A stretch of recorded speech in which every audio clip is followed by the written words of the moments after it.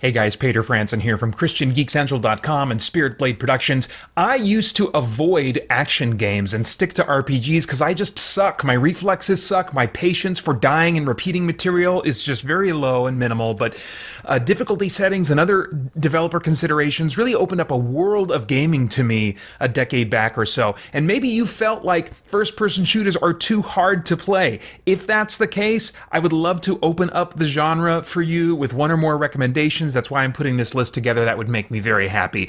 Now, the order of my top 5 easy first-person shooters here could change a year from now. I'm kind of basing it on a combination of survivability and ease of story completion, along with kind of like how much I enjoy them as a shooter. For each entry, I'm going to share why I like it as a shooter and why I think it can be easy, because not all these are necessarily easy, but they can be easy if you want them to be, and how I would recommend going about doing that. My number one is not necessarily my best shooter or the easiest game on the list. I'm really kind of averaging the two. It's an imprecise and not a science, but I will identify as I go which one I would say is, for my taste, the best shooter on the list, or for me, the easiest of the games on the list. And I'll also briefly touch on moral, philosophical themes, stuff like that, that stand out to me as I go through, as is my habit. Anyway, number 5, here we go. Fallout New Vegas, and I would add Fallout 3, if as kind of a secondary option. As far as what makes it easy, well, it's got a variety of difficulty settings, including very easy, so you could start there. It's got the VATS targeting system, along with Fallout 3, which allows you to freeze the gameplay and kind of select your targets and then press activate, and then it happens. You know that you don't have an infinite ability to do that, but you can really lean on that a lot. You can level grind, get lots of XP, do simpler missions, or just go out and kind of grind enemies for a while. You can find ways to build up your stats to withstand most attacks. And you can also pause to heal yourself using stim packs. Not all healing items instantly heal you, but you can do that with stim packs if memory serves. Anyway, plenty of things to lean on to make it an easier experience for me. Of course, Fallout New Vegas would be a lot higher on my list if I was judging it as a role-playing game or an open-world game or something like that, but it falls at number 5 on this particular list. As far as the shooter elements, I think it has better real-time shooting than Fallout 3, so you don't have to lean on VATS near as much. You can more play it as a shooter than I think Fallout 3. It's got really nice weapon variety, and if you play it on the Xbox Series X or S, it's got an FPS boost, which kind of smooths out the experience and makes it really nice to play. As far as thematic elements, there's numerous morally gray or dubious options that you can explore while playing this game. A number of situations call for you to make a choice that you might have one feeling or another about, depending on kind of like your moral compass and stuff like that. You can explore what it feels like to be a quote-unquote evil player. There's some interesting things and thoughts to be had about that topic. I made a video called "Can Christians Be Evil in Games?" that you can check out if you want more on that topic. But anyway, that's my number 5. Fallout New Vegas. Number 4, BioShock. The original BioShock. Of course, I would also kind of say that the trilogy all kind of works, but I mean, if you just play BioShock and give that a try, that's still the first one I would recommend in that trilogy. As far as what makes it potentially easy, well, it's got difficulty settings, and you can play it on the easiest difficulty. It's got a respawn system, so that when you die, you respawn in kind of near a nearby like healing chamber, Vita chamber, I think they're called, and when that happens, it doesn't actually reset the game. The enemies that have taken damage still have, like if you're fighting like a boss and have access to a Vita chamber, I think you usually do, then after testing this early on playing the game, the damage is still done. And so you can, even if you die, come back and keep whittling down the enemies that you're fighting. The ones that you killed will remain dead, stuff like that. So it's really not much of a setback at all. And you can also gain cash to stay stocked up on healing items.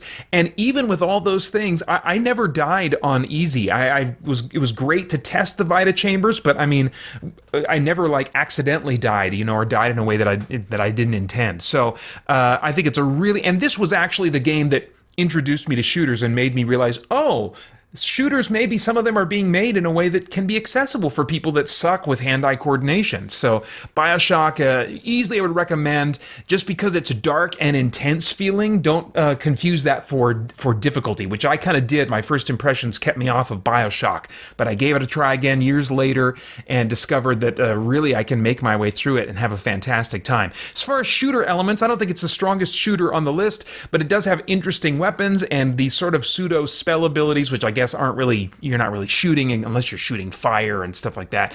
But it does have some cool variety in terms of the combat. Thematic elements, there's a really interesting exploration and criticism of the philosophical viewpoint known as objectivism, and there's also Christians being, well, dead Christians, I guess, being portrayed as the beaten down underdog for once instead of the villain or the mean hypocrite, which is almost always the case in most fiction. So some interesting stuff going on in the background story of Bioshock that has a lot of themes worth contemplating. Number 3 on my list is Fallout 4. The elements that would make it easy, well, it's got difficulty settings. You can play it on very easy. It's got the VATS targeting system, which doesn't completely freeze combat, but really slows it down. And of course, you've got level grinding. And you can pause to activate stim packs like in New Vegas and heal yourself just at a moment's notice. Maybe the biggest thing, though, that makes this game doable, and I think it's also makes it the easiest game on this list, is mods. Even on consoles, you can get mods that can make your, I think that on both consoles that can make you invincible, or, I mean, it's, with the modding situation, normally that's reserved to PC, and back in the day with the Game Genie, but bringing mods into console games is something that's been really exciting for me to see, that Bethesda has been leading the charge in, and Fallout 4 with the mods that you can take advantage of is easily the most survivable game on this list. As far as the shooter elements that I enjoy, I think compared to Fallout New Vegas, and certainly compared to Fallout 3, it can largely be played as a real-time shooter, and you don't have to lean into VATS nearly as much. You might find that you never do. You can still level grind, of course, as with other RPGs. And there's great gun variety and extensive weapon customization that I think you might find enjoyable.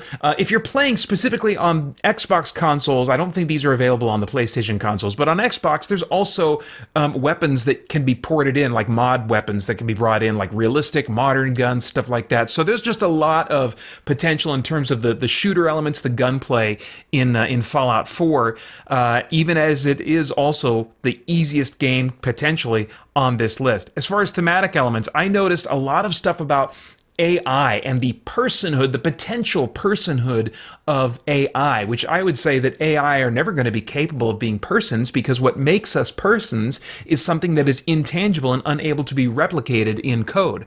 But it does explore that and asks you to invest in AI characters as persons at times. Or you can really deaden your heart and go through and say, no, they are not persons. They're just really good at simulating personality traits. So anyway, AI, personhood, very significant theme in Fallout 4 that I think is only going to become more and more relevant in the next 10, 20 years, when debates on what makes a person could become actually taken very seriously. Okay, number 2 on my list. Had to battle for number 1. I almost made it my number 1, changed at the last minute. Far Cry 5. The elements that make this easy is, of course, the easy difficulty level. You can also grind for cash and components to stay stocked up on healing and really upgrade your weapons nicely. And I think careful and patient sniping goes a long way if you approach the game like that. You can really whittle down the enemies in a given area, in especially the outposts, before you go in and really have to get your hands dirty. There are some missions where you're forced into closed encounters, but I do think that you can do a lot if you're patient to grind up your equipment and your perks and stuff to prepare you for those kinds of things. I would recommend, though, that of the different regions you can take on and the lieutenants that are kind of ruling them, do Faith's region first.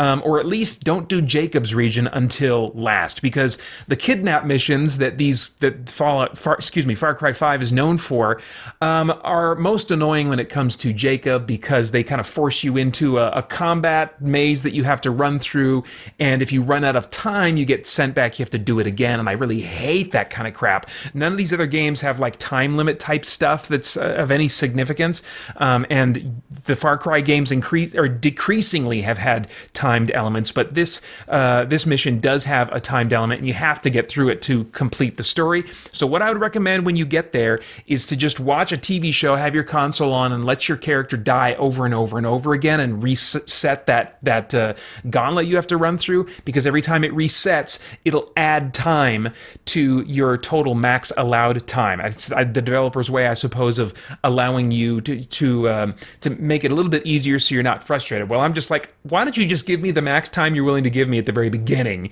and then I'll do this dumb little mission that I've been kidnapped and forced into without any of my normal weapons, So when you get to those kinds of missions that Jacob has, that's what I would recommend, and I would recommend also doing his territory last. But beyond that, I find this a very doable game, even for a crappy player like me. As far as the shooter elements that I really like, there's a major jump up at this point on my list in audio quality of the guns, both when they're firing and the Foley, the clicks, and all those kinds of sounds when you're reloading or pulling back the bolt on the rifle thing. I don't know anything about guns, but I like the way they sound in the Far Cry games, and Far Cry 5 is certainly a great example of that. There's also great variety in the weapons that allow you to create your own kind of play style. If you find you do want to go in guns blazing and you don't want to do that sniping from afar stuff, you can do almost any kind of combination of different approaches and create a loadout that's really going to serve that purpose well. The missions are mostly open-ended, which I really appreciate, that don't have time limits or don't force you to stay into a certain area. There's a few of those, but there's very, very, very few. The fact that there's no mini-map, but they kind of give you situational awareness of enemies in a different way through a compass at the top. The fact that there's no mini-map, I think, enhances the immersion, and Ubisoft does a great job with Foley, with visual environments, and also in this case, Far Cry games with the slightly bobbing camera. They really create a sense of immersion in the environment. It's not like a smooth, glidey Doom, id Software kind of shooting experience, which I always feel like I'm kind of rolling around on roller skates, and that doesn't feel as immersive to me. And so I really like the way Far Cry handles the camera and their environments and the sounds, all that kind of stuff. And really, this at this point now is a true shooter compared to the previous entries on the list. I think plenty of people would look at the others I've mentioned so far and say, that's not really a shooter, da-da-da-da. Well, I mean, depends on your definition. We can, get in a fight about that. But no, I think that most would say, no, this is an actual shooter compared to the previous ones that I've mentioned. As far as, let's see here, thematic elements, there's both a twisted cult form of Christianity and a favorably portrayed unbiblical version of Christianity to sort through in this game. And I think that we can either get in a huff and say, boy, none of these representations really, blah, blah, blah, whatever. Or we can look at this as an opportunity to say, okay, what can I glean from this about maybe what is a common or popular view of Christians and Christian culture? Am I seen as a villain? And why would that be? Am I doing some things that unnecessarily and actually on an unbiblical level make me into the villain in someone else's life? Is good Christianity less biblical, as seems to be the viewpoint of the writers in Far Cry 5? How do we retain as Christians biblical fidelity without unnecessarily becoming villains in other people's lives? And also, there's a great question at the end of this: is what if the ideological group I think is crazy is actually right about at least one vital thing that it would behoove me to pay attention to? I think there's some really kind of it's a challenging ending to Far Cry 5. All right, and then finally, my number one is Far Cry New Dawn. This was going to be my number two until the last minute, but the easy elements would be, again, as Far Cry 5 has, easy difficulty, the ability to grind cash and components for healing items and weapon upgrades and all those kinds of things. Careful and patient sniping goes a long way, and not only is there grinding for supplies and upgrades, but there's potentially infinite grinding in terms of how you can power up your weapons, and in terms of how a few of your perks work. Not most of them, but a few of them. You're not able to grind to the point of just becoming impervious to damage. That's not really the direction that grinding takes you, but grinding can make your weapons one-shot killers if you're patient and do enough grinding. And I don't think you have to do that. If you find Far Cry 5 easy enough to get through, I think you'll find the same experience here. But if you do want to make it even a little bit easier for you, I think you can lean on the grinding aspect. And the open worlds that they create are fun, and so I tend to enjoy the grinding in them. You've also got the ability to infinitely upgrade other perks that give you capacities that affect your survivability in combat. And you can play Far Cry New Dawn without playing 5, but I don't recommend it. I think a few characters will lack context if you do, but if you're just in it for the gameplay and not the story, I think Far Cry New Dawn is probably the best combination of ease of play and shooter elements. As far as the shooter elements go, it's all the same great things about Far Cry 5. The sound effects, the world creation, all that kind of stuff that I mentioned before, that carries over here into Far Cry New Dawn. As far as thematic elements, well, Pastor Jerome returns from Far Cry 5, and so as he was in that game, so in this game he is a point of interest to me as I consider his representation of Christianity. There's also reason to think about evil and the villains in Far Cry New Dawn as reacting to suffering. As you learn more about them, some of which you don't learn until the very end of the game, they seem just like totally maniacal and one-note villains, but as you finally learn more about them, you see that there's a significant amount in which their villainy is a reaction to suffering in their lives. And so that's an interesting kind of point to consider. There's the issue of redemption versus penance that I think kind of comes up in some couple points near the end of the game. And again, there's that question of what if the ideological group that I think is crazy are actually right about at least one vital thing. Far Cry New Dawn is a carry-on from Far Cry 5, and so I think there's that lingering thought in the atmosphere of Far Cry New Dawn. Anyway, so that is my list. Let me know if you want more easy lists like this one. In an alternate world, I would dedicate a whole YouTube channel to gaming content from that perspective of being just crappy at games. So I definitely have more to say for sure, but that's all I have to say for now. Thanks for watching. Bye-bye. For more chat about geek entertainment, answers to your questions, and news from the wider world of Christian geekery, get the Christian Geek Central podcast today on iTunes and other podcast services.